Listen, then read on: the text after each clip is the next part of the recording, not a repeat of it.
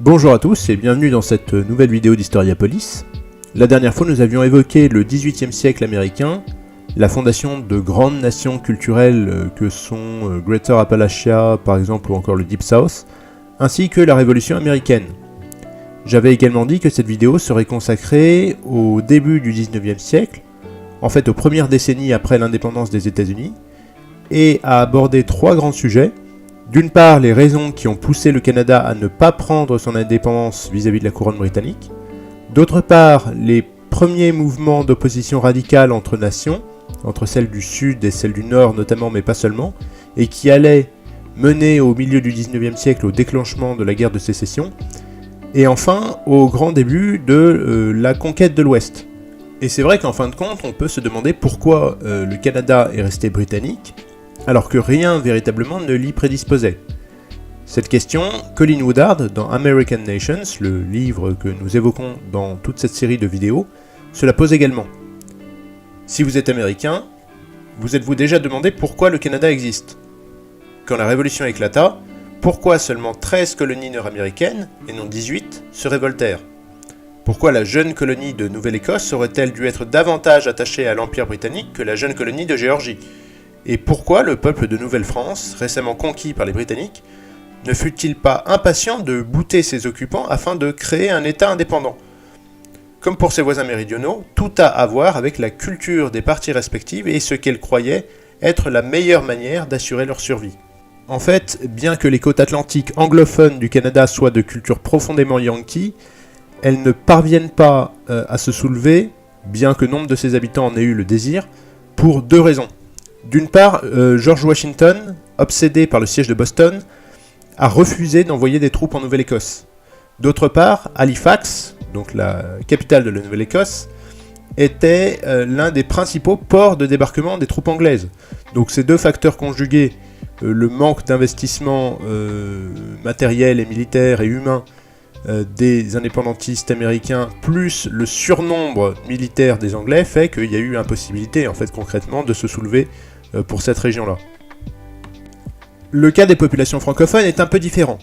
Historiquement, il faut comprendre qu'il y avait deux grandes zones de peuplement français dans cette région.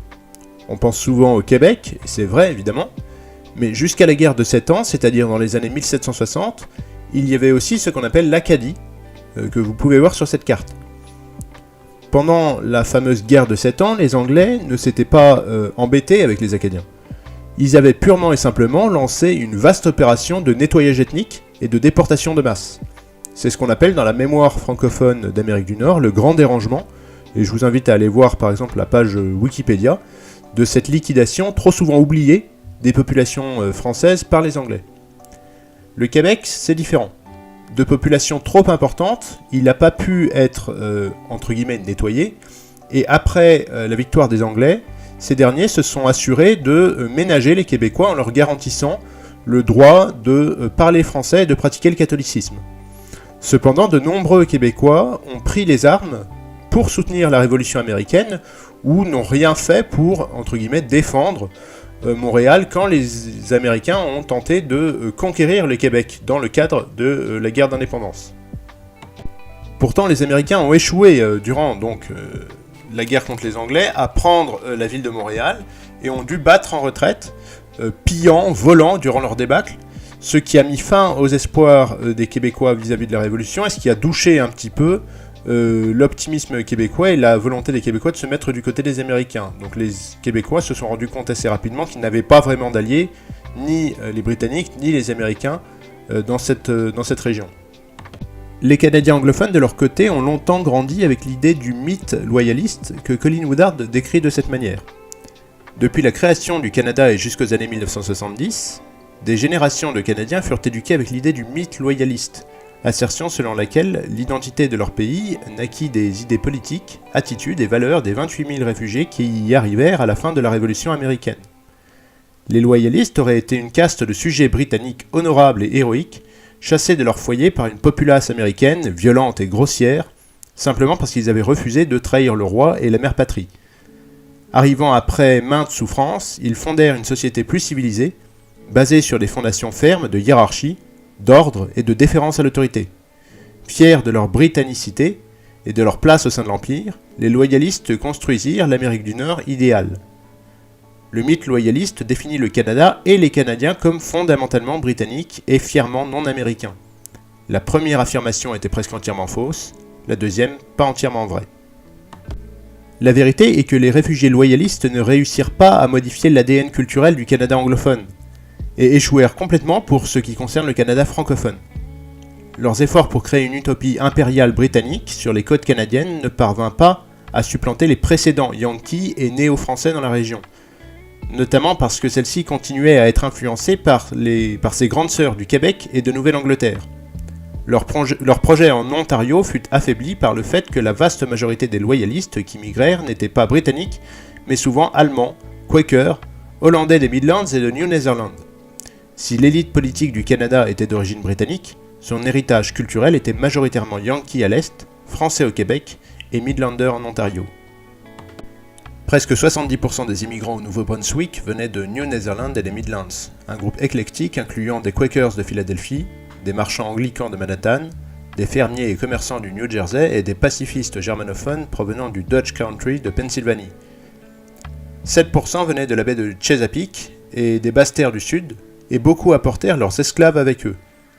22% étaient de Nouvelle-Angleterre et avaient plus à voir avec les anciens colons qu'avec les réfugiés loyalistes. Leur commerce et leur vie culturelle étaient plus orientés vers l'approche Boston que vers la Londres lointaine.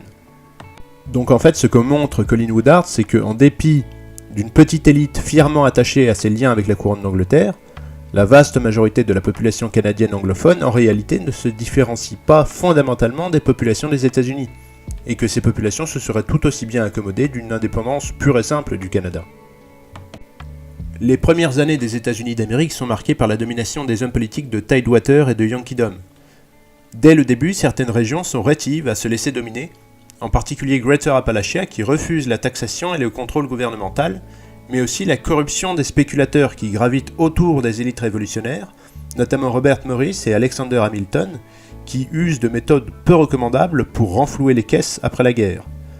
Le peuple yankee est quant à lui relativement mécontent du caractère trop peu démocratique de cette nouvelle république. À l'aristocrate de Tidewater, George Washington, succède le yankee pur, John Adams. Celui-ci tente d'étendre l'influence de la culture yankee au détriment des autres nations et doit faire face à la montée du napoléonisme, du bonapartisme en Europe, notamment qui a des conséquences en fait, notamment lors de ce qu'on va nommer la quasi-guerre avec la France, entre les États-Unis et la France. Finalement, les premières années du XIXe siècle, en interne, aux États-Unis, elles sont marquées par un affrontement structurel entre Yankeedom, qui dispose de la plus grande masse démographique, et toutes les autres nations qui tentent, tant bien que mal, de se défaire de l'influence grandissante de la Nouvelle-Angleterre. Durant tout le quart de siècle suivant, de 1800 à 1825 environ, les États-Unis furent dominés par une coalition instable qui mena à l'affaiblissement du pouvoir yankee.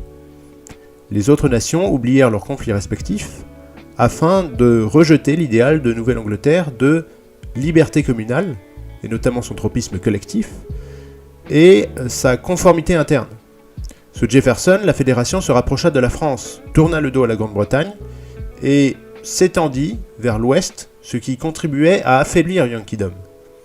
S'allier avec le régime anti-religieux et impérialiste de Bonaparte était immoral, selon les Yankees. Couper les ponts avec les Britanniques ne pourrait qu'affaiblir le commerce maritime de la Nouvelle-Angleterre, et un mouvement trop rapide vers l'ouest risquerait de menacer l'unité de la République. En fait, ce n'était pas tant l'expansion au nord-ouest vers les Grands Lacs qui gênait l'establishment yankee que l'expansion au sud-ouest, c'est-à-dire vers la Louisiane française, la Floride, le Texas espagnol, etc. Qu'il percevait comme le symbole d'une prise de pouvoir progressive du Sud, au sens large, sur la nation yankee. Les tensions arrivent à leur comble en 1807-1808, quand Jefferson signe l'embargo sur le commerce maritime avec l'Angleterre afin de maintenir la neutralité américaine vis-à-vis du théâtre européen où se déroulent les guerres napoléoniennes, et de contrer les attaques des pirates et des corsaires anglais sur les bâtiments de commerce américains. Les Yankees comparaient Jefferson et ses alliés à Tidewater et dans le Deep South à Napoléon, son empire ayant bénéficié de l'embargo. Ils voyaient les gens des Appalaches et des Midlands comme une populace prompte à importer la terreur révolutionnaire française en Amérique. Dans les années 1810, la tension est à son comble et la Nouvelle-Angleterre est proche de la sécession avec un pays qu'elle a grandement contribué à créer. Sur le point de proclamer son indépendance durant la guerre anglo-américaine de 1812, à laquelle elle a catégoriquement refusé de participer, la nation yankee se voit contrainte de refouler ses intentions pour plus tard définitivement les abandonner après la mythique bataille de la Nouvelle-Orléans où le futur président Andrew Jackson a repoussé les Anglais. Jackson sera en 1829 le premier président profondément appalachien. Donc c'est assez intéressant de voir à quel point une situation peut très rapidement, en quelques années seulement, complètement basculer. La Nouvelle-Angleterre, les Yankees donc, qui avaient été le fer de lance de l'indépendantisme, sont désormais ceux qui sont les plus appliqués à maintenir de bonnes relations avec l'Angleterre. Et on voit par ailleurs que cette guerre de sécession, qui n'est déclenchée qu'en 1861, en fait elle était déjà larvée dans un conflit plus profond, mais qui n'avait pas encore éclaté au grand jour, dans les années 1800-1810. C'est à peu près à partir des années 1810 que les grandes nations culturelles vont commencer leur expansion vers l'ouest. En fait, 4 nations principalement vont s'étendre à l'ouest à partir de cette époque. 2 nations du nord, Yankeedom et les Midlands, et 2 nations du sud, Greater Appalachia et le Deep South. Il faut noter que globalement, ces expansions ne mettent pas en cause la relative homogénéité de chaque nation, chacune d'entre elles s'étendant globalement sans trop gêner la progression des autres. En fait, Yankeedom va s'étendre autour de la région des Grands Lacs, les Midlands un peu avant ce qu'on appelle les Grandes Plaines et la vallée du Missouri, Greater Appalachia le long de la chaîne des Appalaches, puis ensuite des monts Ozarks jusqu'au nord du Texas, et enfin le Deep South tout le long des côtes du golfe du Mexique, en incluant les bords des fleuves comme le Mississippi. En s'étendant à l'ouest, la culture yankee va certes influencer de nouvelles populations, mais en fait elle va surtout elle-même se modifier avec l'apparition de nouvelles formes de protestantisme au XIXe siècle. En dépit de la volonté avec laquelle les Yankees tentèrent de modeler les confins de l'intérieur américain, ils furent eux aussi transformés par leur contact avec celui-ci. Si la culture yankee a toujours conservé son zèle missionnaire en vue d'améliorer le monde, le mettant sur la voie qui mènerait au puritanisme séculier d'aujourd'hui, elle a été progressivement détachée de l'orthodoxie religieuse qui la caractérisait. Par ailleurs, beaucoup de Yankees demeurèrent fidèles à la foi congrégationaliste, c'est-à-dire puritaine, ou à sa proche cousine presbytérienne, mais d'autres firent l'expérience d'une conversion religieuse.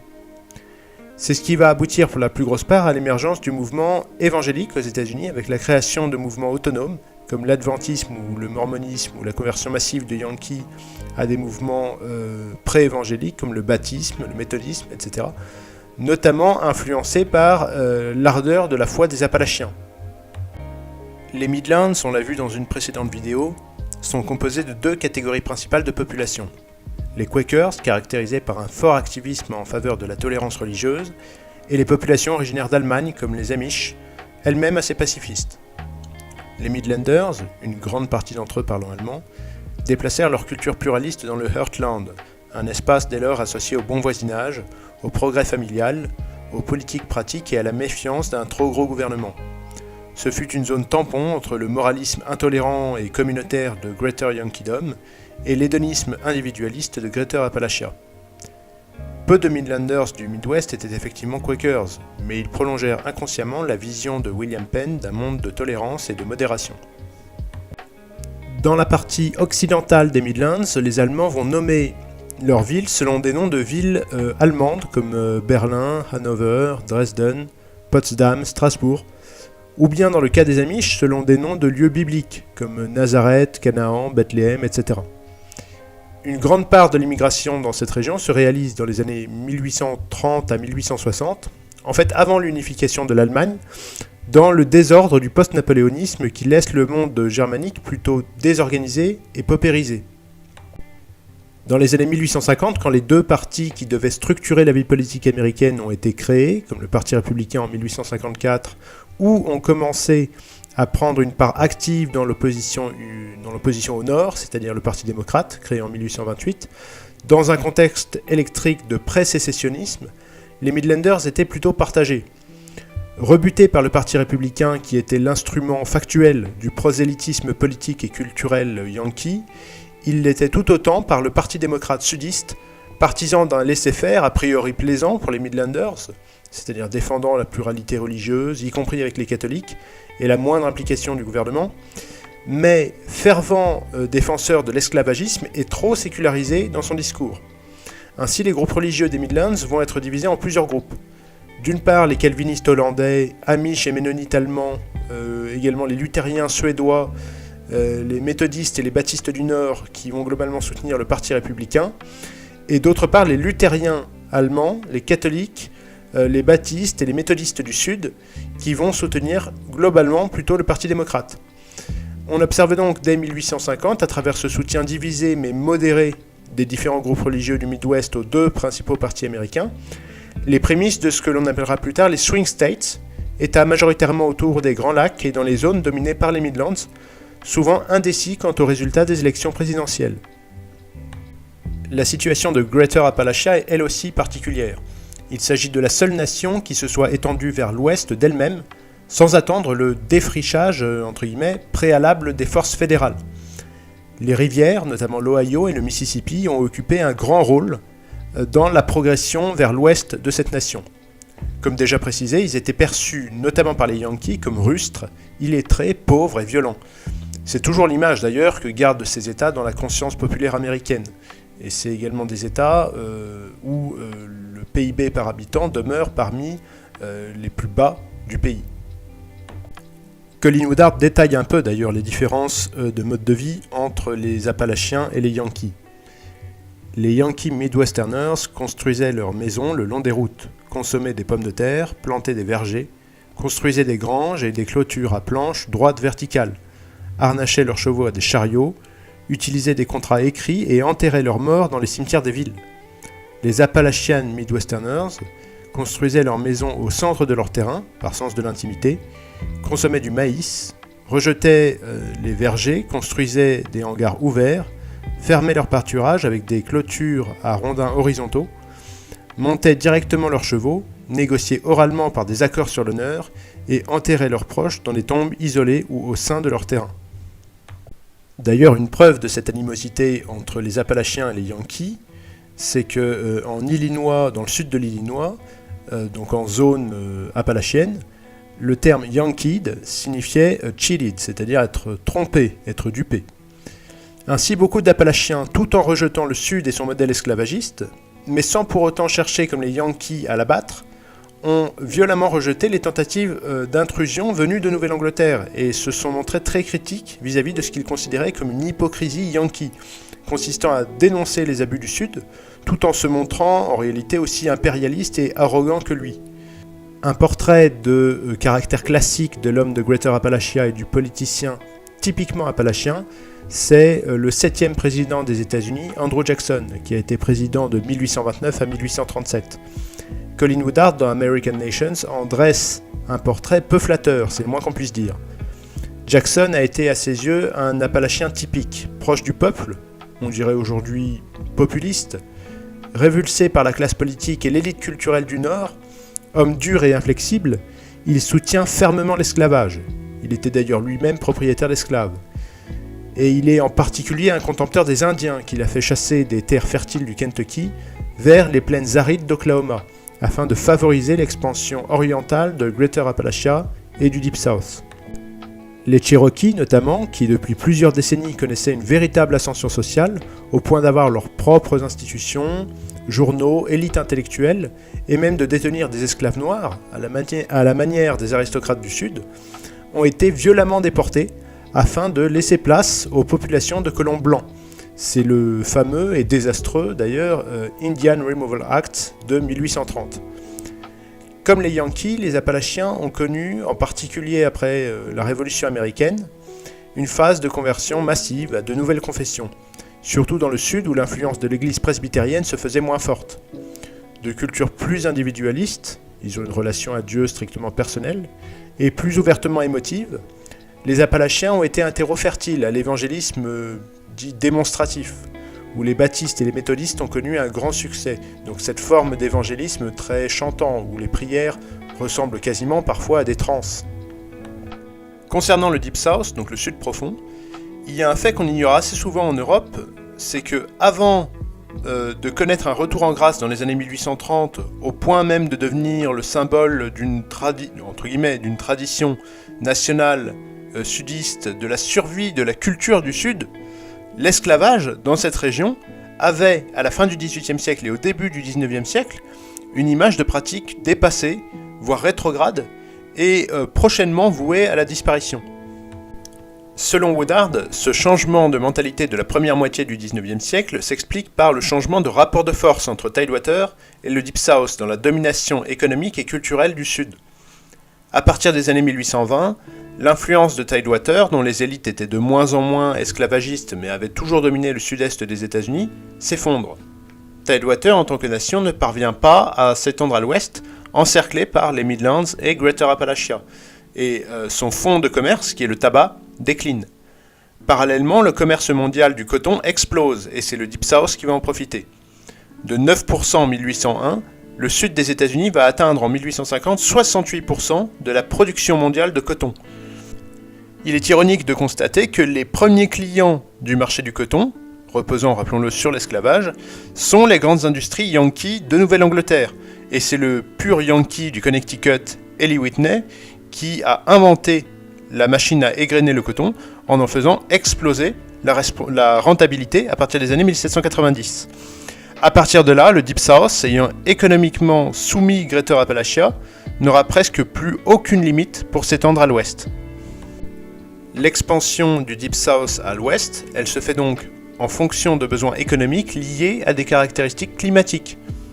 On voit bien que c'est une nation qui s'étend le long d'un couloir caractérisé par un climat subtropical, favorisant l'exploitation massive de coton. Si on revient à la carte des 11 nations de Colin Woodard, on constate que le sud profond est limitrophe d'une petite enclave de la nation New France.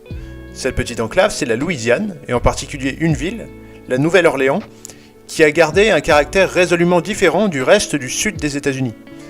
En effet, l'élite blanche de Louisiane a longtemps été composée de planteurs français et espagnols, qui devaient être rapidement détestés par l'aristocratie planteuse du Deep South, parce qu'ils pratiquaient une forme d'esclavagisme jugée abattardie et pratiquaient majoritairement le catholicisme. En effet, à la Nouvelle-Orléans, tous les esclaves noirs avaient le droit d'acheter leur liberté, et si les mariages libres étaient interdits, les relations sexuelles entre noirs et blancs étaient tacitement acceptées.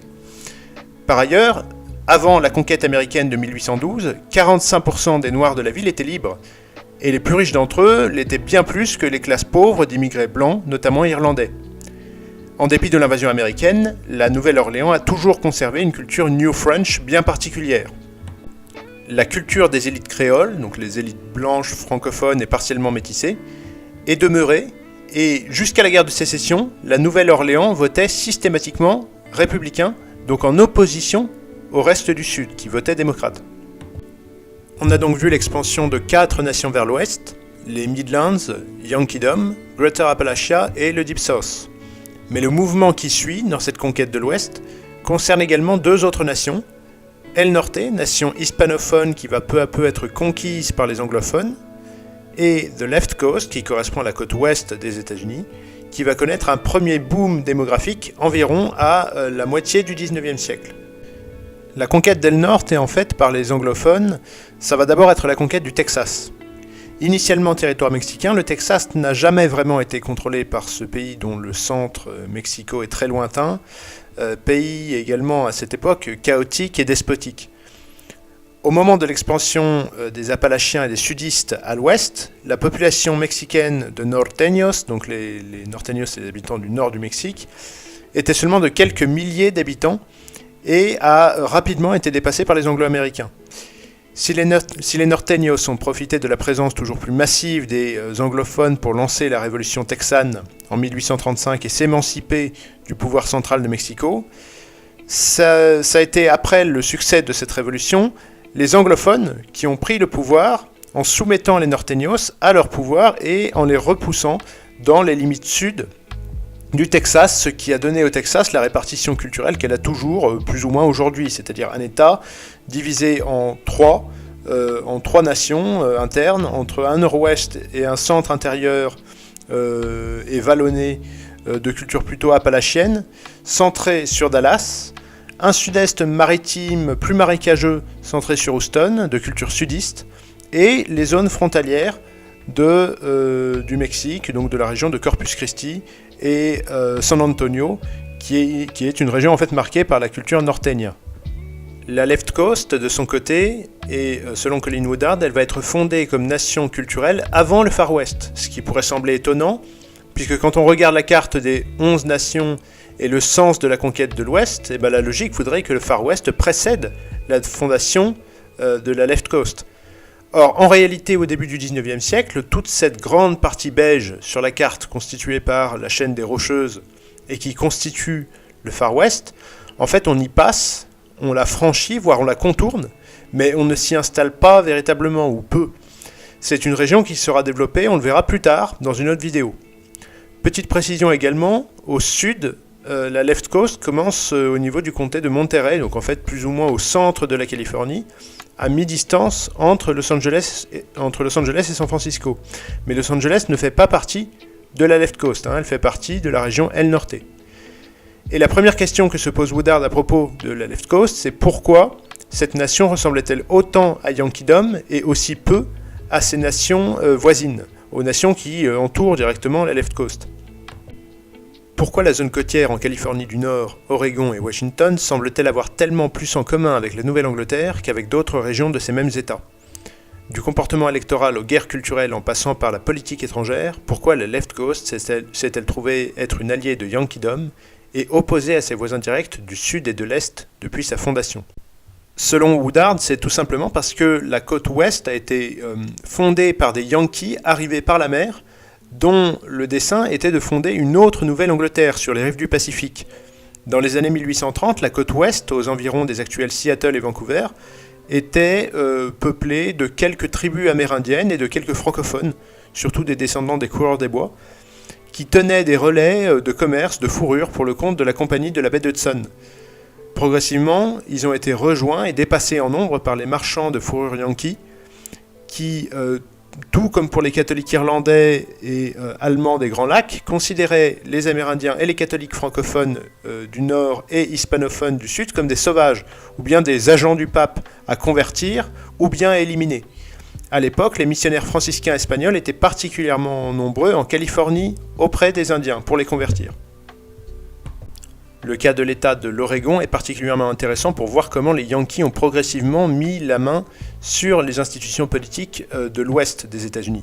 Les premières institutions politiques de l'Oregon ont été formées dans la vallée de la Willamette, qui ressemble en de nombreux aspects aux vallées fluviales de Nouvelle-Angleterre, tandis que les immigrants de l'intérieur provenaient surtout de Greater Appalachia et, fidèles à leur tradition, se souciaient peu des prétentions politiques des institutions locales, ce qui a laissé aux Yankees les mains libres pour contrôler totalement le développement institutionnel de cette région. Les principaux journaux, les principaux collèges, les premières universités de l'Oregon étaient totalement Yankees. Portland a été nommé en référence à la ville homonyme dans le Maine. D'ailleurs, c'est du Maine que provenaient les premiers colons qui ont fondé les premières communautés dans les détroits qui forment actuellement l'agglomération de Seattle. Mais le moment majeur qui va concentrer le boom démographique de la côte ouest des États-Unis, c'est la fameuse ruée vers l'or, qui se concentre en peu d'années, entre 1848 et 1850. Il s'agit d'un événement véritablement majeur du peuplement de l'Ouest. En quelques années, les nouvelles affirmant que de l'or se trouvait en quantité dans les rivières de Californie font venir des centaines de milliers de personnes sur les rives de la côte ouest californienne. La région passe de 80 000 à 380 000 habitants dans les années 1850 et San Francisco de seulement 800 à 20 000 habitants. Avec l'explosion démographique vient l'explosion de violence et de criminalité de ces populations appâtées par la soif de richesse rapide. Les Yankees, offensés par ce désordre moral, font alors venir en masse des élites intellectuelles et surtout religieuses depuis la Nouvelle-Angleterre afin de maintenir leur ascendant. C'est ainsi que l'Université de Californie est fondée quelques années plus tard à Berkeley, dans la région de San Francisco. Si les Yankees parviennent à assurer une certaine domination politique de la côte ouest, ils échouent complètement en tout cas en grande partie, à imposer leur modèle culturel, surtout en Californie. Les populations n'étaient tout simplement pas réceptives à la morale religieuse des Yankees, d'une part à cause de la raison fondamentale pour laquelle ils étaient arrivés, c'est-à-dire l'enrichissement rapide de la ruée vers l'or, mais aussi à cause de la concurrence des institutions catholiques au sud et de par l'origine d'une grande partie de ces classes pauvres. Greater Appalachia, une population rétive à l'autorité et très individualiste. Ainsi, la culture de la côte ouest, en particulier californienne, et encore plus nord-californienne, va résulter d'un syncrétisme entre la culture yankee, une culture idéaliste et collective, et la culture appalachienne, qui est une culture hédoniste et individualiste. Cette culture californienne a fait sienne la dimension idéaliste et missionnaire des Yankees, partiellement amputée de sa dimension religieuse, tout en assumant le caractère fermement individualiste des Appalachiens. Cela devait malgré tout produire au niveau politique une alliance entre la côte ouest et la Nouvelle-Angleterre qui, sur le long terme, devait transcender les différences culturelles. Voilà, c'est la fin donc de cette vidéo sur le 19e siècle, en tout cas sur la première moitié du 19e siècle de l'histoire des États-Unis, qui a abordé 3 grands points qui étaient, d'abord on a répondu à la question pourquoi le Canada est resté britannique, ensuite le début des grands clivages qui ont mené ensuite à la guerre de sécession, puis enfin on a parlé des débuts de la conquête de l'Ouest et pourquoi et comment les grandes nations se sont étendues vers l'Ouest. La prochaine et dernière vidéo de cette série, elle sera consacrée à l'histoire des États-Unis depuis la guerre de sécession jusqu'à aujourd'hui, avec une partie sur le XXe siècle qui ira un peu plus vite parce que cette série était en fait surtout consacrée à comprendre la formation de ces nations, donc dans les premiers siècles qui ont suivi la colonisation des États-Unis. Voilà, c'est la fin donc de cette vidéo, j'espère qu'elle vous a plu, je vous remercie de l'avoir suivi jusqu'au bout, et à bientôt sur Historiapolis.